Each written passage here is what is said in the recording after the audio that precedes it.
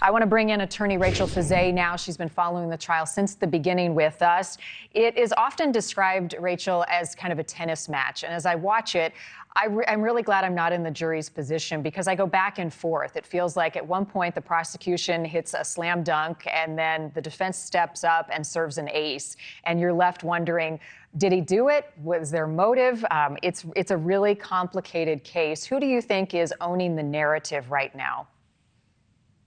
Right now, I would say it's mixed, that everybody is doing their job. The prosecution is putting forth evidence that makes you really ponder whether he didn't do it. It's very convincing evidence. It provides a motive. It provides evidence of gun residue. They're putting forth a lot of issues for the jury to think about. And as you said, the defense is doing their job, and they are popping up and they are poking holes in the stories that the prosecution is telling, which all they have to do is give rise to reasonable doubt to that jury.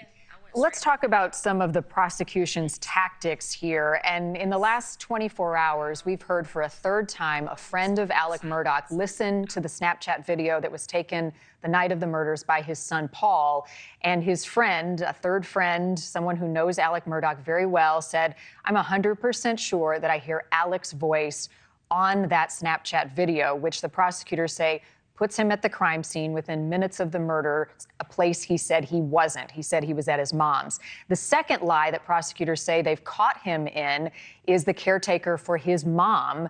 That night, he went and visited his mom. She said he was there 15 or 20 minutes, got a call days later. Alec tells the caretaker, according to her witness testimony, he said, "Tell people I was there 30 to 40 minutes. So asking her days afterwards to change her story. How big of an issue is this for the defense to combat?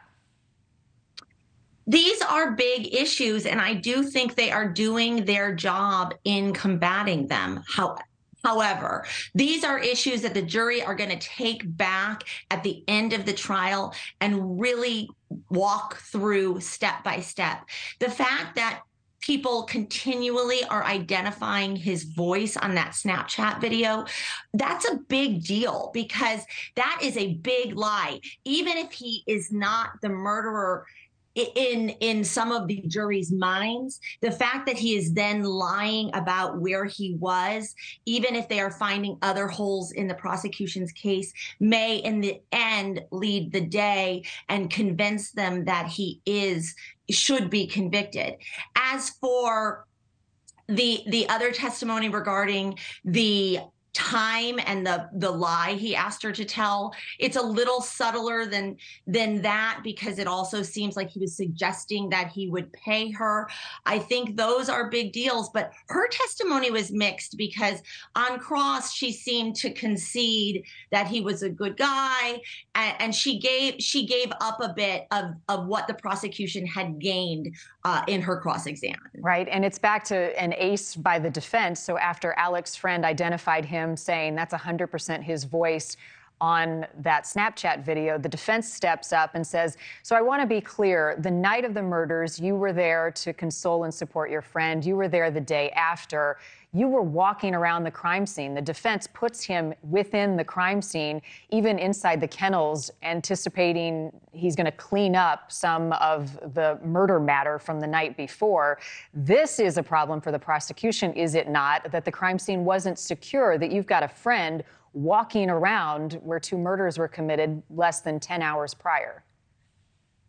Absolutely. We are definitely going to have problems. The prosecution has problems in the way that the investigation was conducted. We're in a very small town, in a very familiar town, and these issues are popping up again and again, and the defense is doing a really good job of pointing them out to the jury. So there's a few things with that testimony. One, not a secure crime scene. Two, a friend walking around.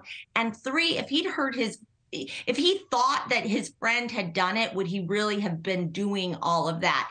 And I know in real time, he may not have had the evidence to think his friend was there at the crime scene, but it does raise question as to what his friends are thinking at that time. Thank you for watching. Go to newsnationnow.com to find NewsNation on your television provider. And don't forget to click the red subscribe button below to get more of NewsNation's fact-driven, unbiased coverage.